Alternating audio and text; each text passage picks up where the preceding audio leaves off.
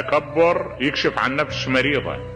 غالي أكون قسم من أقسام التكبر هذا يشعر بنقص، ولما يشعر بنقص يريد يعوض. شلون يعوض؟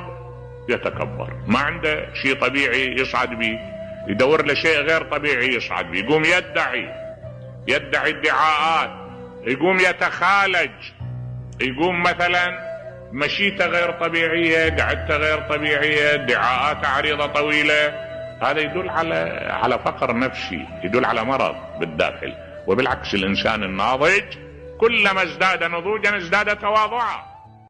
انت ما شايف قدام عينك الآن اكو ناس غاية في العبقرية، غاية بالعبقرية، لكن لما تيجي ليه تلقى الدنيا ضيقة عليه إلى درجة عجيبة، يعني إلى درجة غريبة.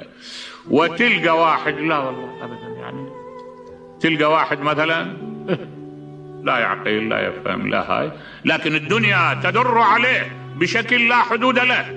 يعني معروف أن مسألة الرزق ترى ما لها ارتباط بعلم ولا لها ارتباط بعبقرية أبدا، ولا لها ارتباط بصحة بالمرة. واحد قد يجمع أخلاق ورزق، يجمع علم ورزق، يجمع إنسانية ورزق.